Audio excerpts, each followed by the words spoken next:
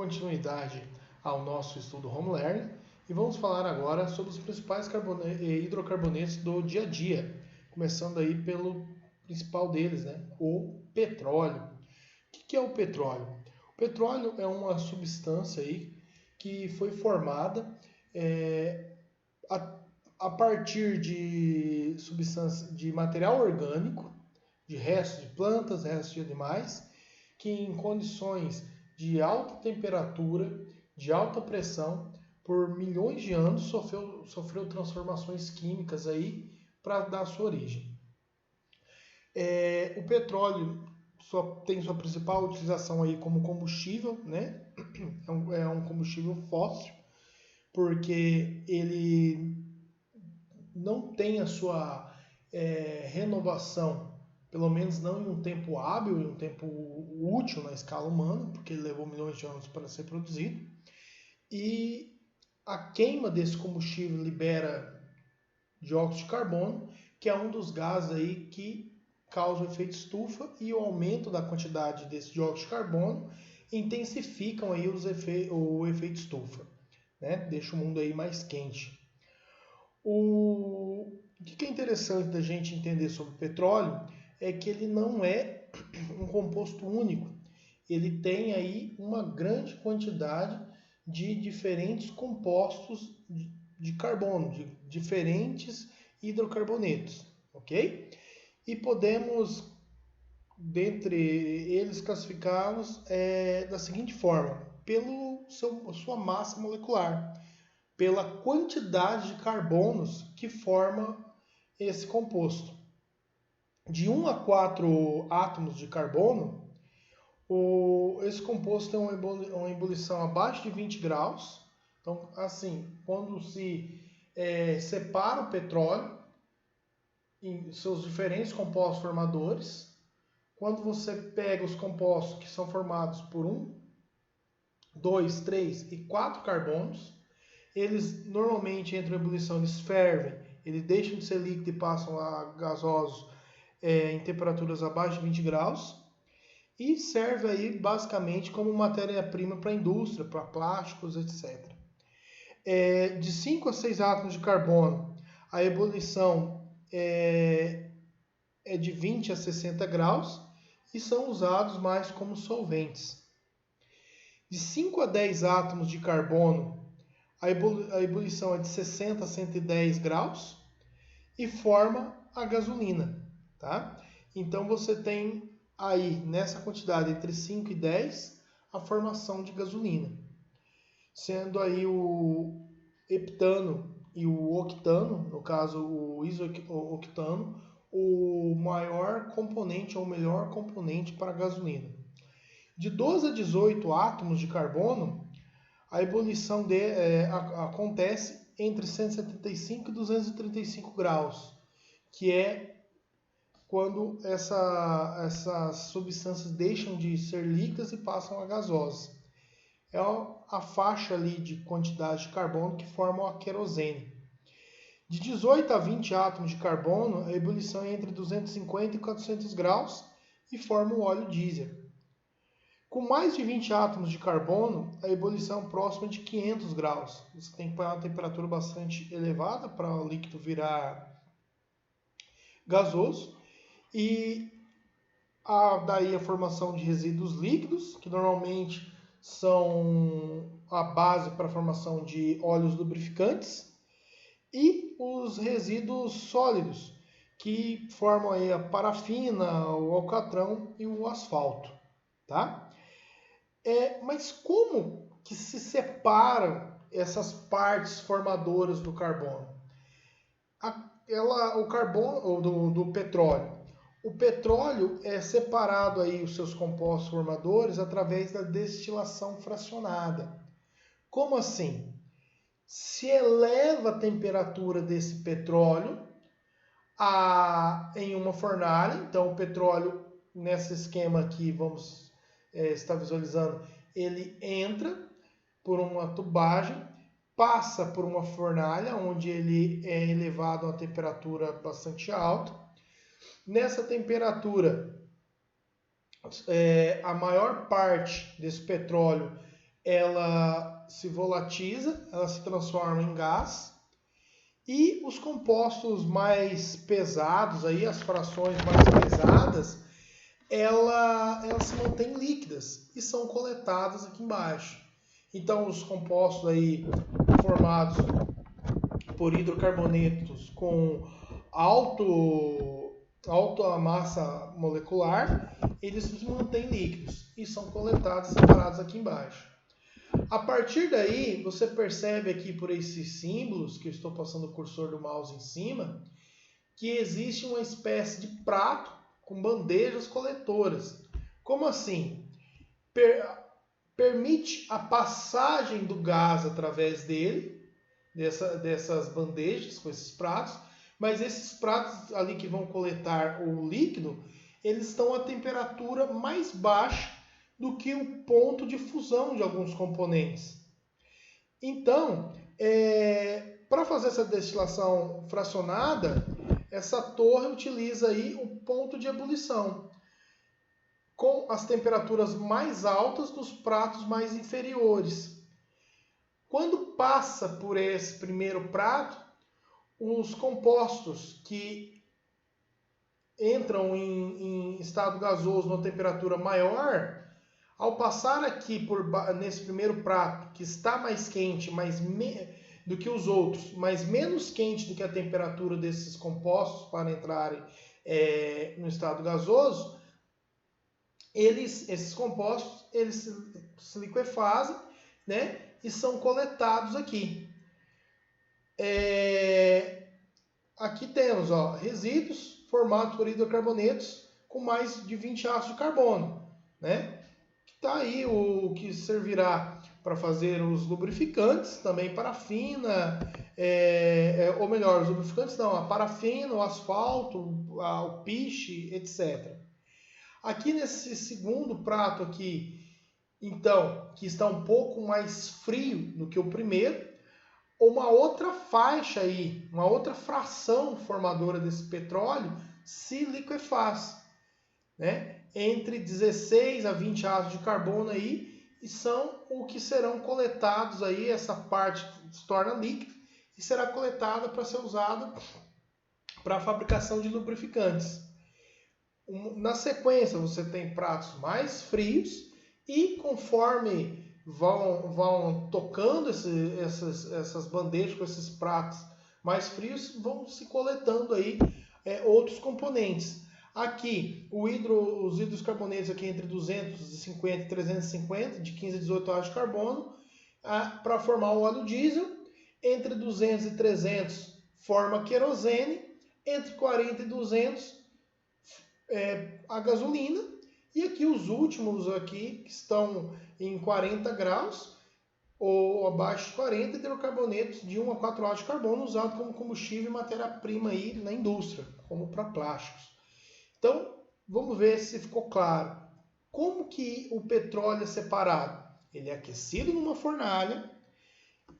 Todos os componentes que na temperatura da fornalha ali conseguem entrar em estado gasoso, ainda existe alguns que vão formar resíduos líquidos que não entram nesse estado, mas os que não entram no estado gasoso são separados como resíduos. Uma outra parte que precisa de uma temperatura muito quente e para ela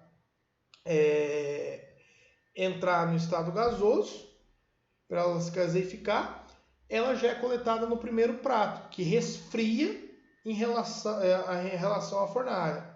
Os que mesmo nessa temperatura se mantêm gasosos são resfriados partes em cada um dos pratos subsequentes, né? Então você tem ali um que entra em ebulição a 370, você tem um prato aqui que está mais baixo do que isso. Então ele fica nesse primeiro, a temperatura.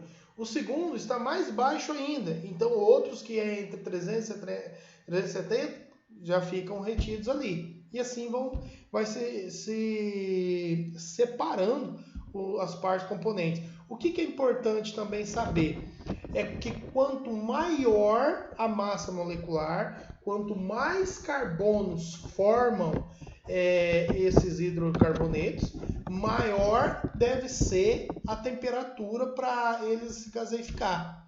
Então, os compostos com maior com maior massa molecular, né, maior massa molar, ficam os primeiros ali que estão na temperatura mais quente, maior, a temperatura mais elevada. E os que têm uma menor massa molecular vão ficando nos pratos subsequentes, ok?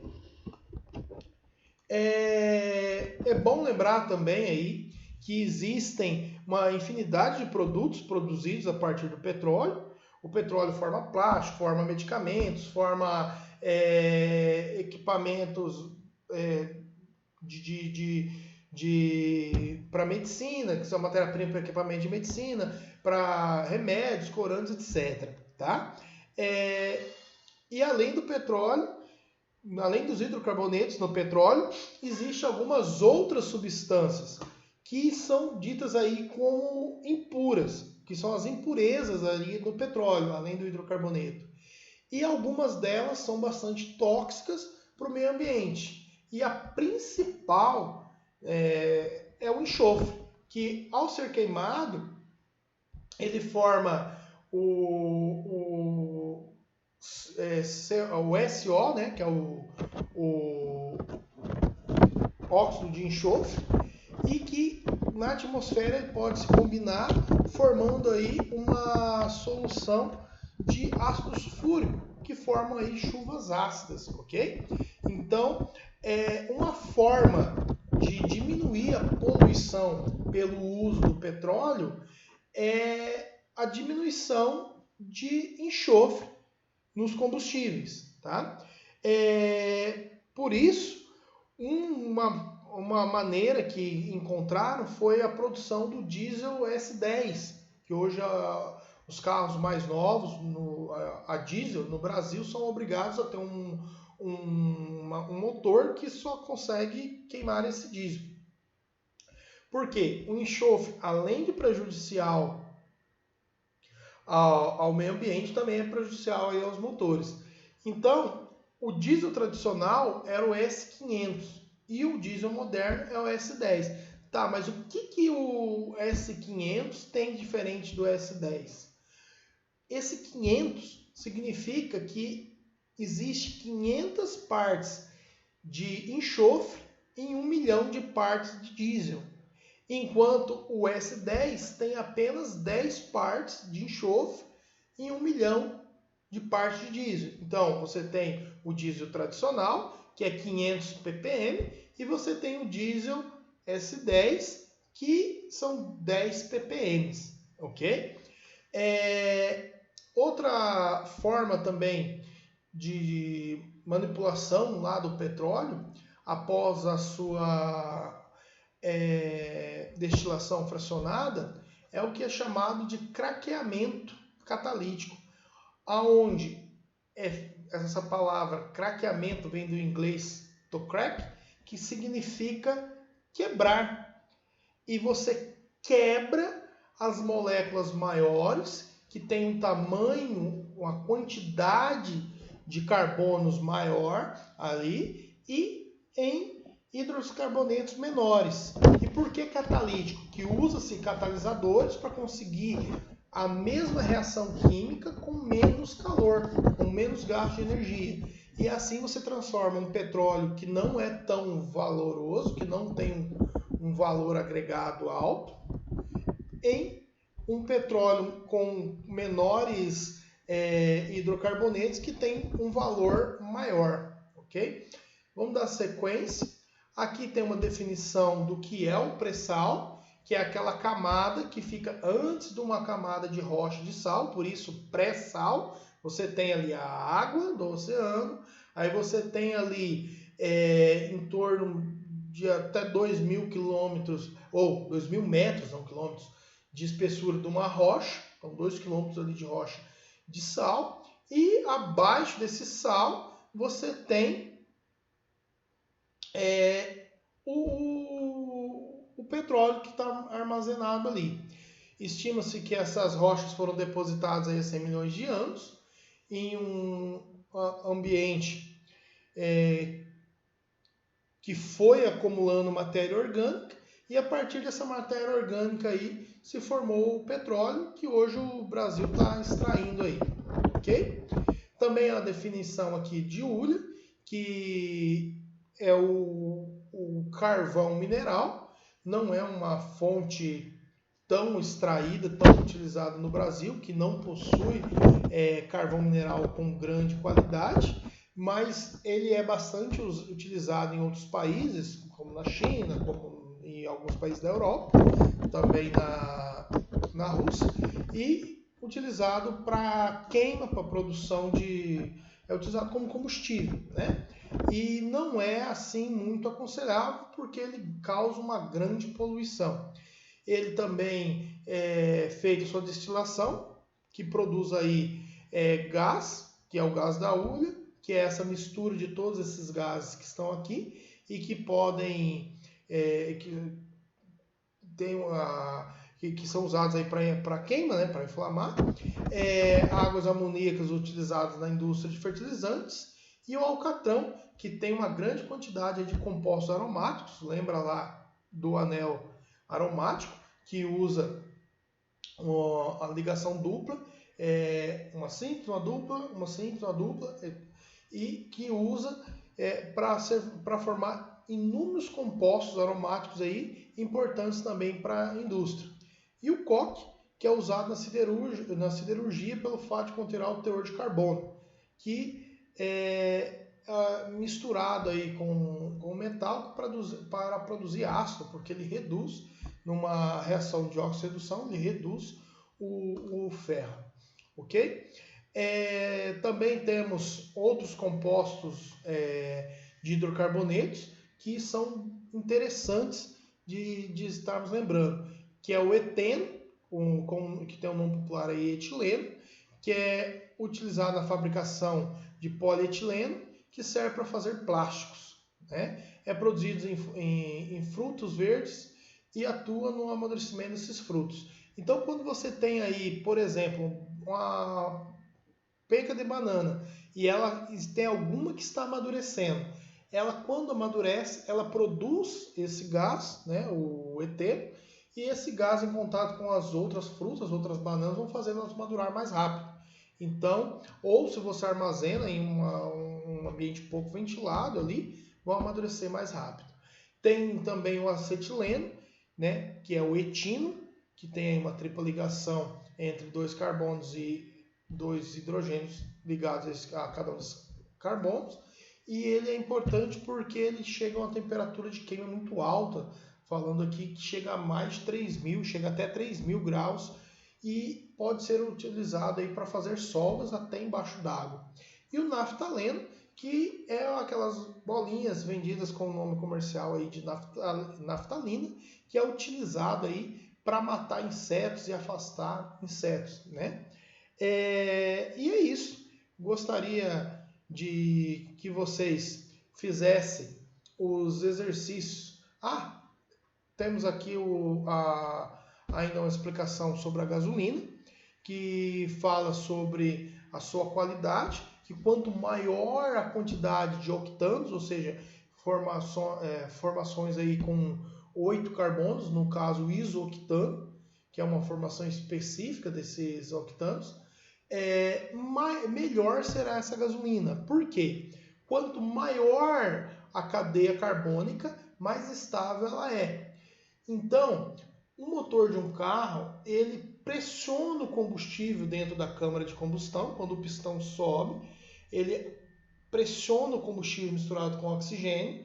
E se for um combustível com baixa octanagem, que tem baixa quantidade de octanos, o heptano, que tem 7 carbonos, ele não aguenta essa pressão e ele detona antes da hora, né? O que prejudica o motor ou no mínimo não tem um bom rendimento, não tem um bom rendimento energético. Quando há uma alta quantidade de octano, uma alta octanagem, esse combustível consegue uma pressão maior, consegue chegar até o final ali do curso do pistão, que está com a câmara cheia de combustível. Imagine aí uma seringa e que você apertasse o êmbolo, né, o cabinho da seringa, com o dedo tampando a saída de ar. Quanto mais você aperta, né, mais pressão tem ali dentro. O motor faz algo parecido. Ele aperta o combustível ali dentro e quando está uma pressão, né, bastante alta, ele cria uma faísca,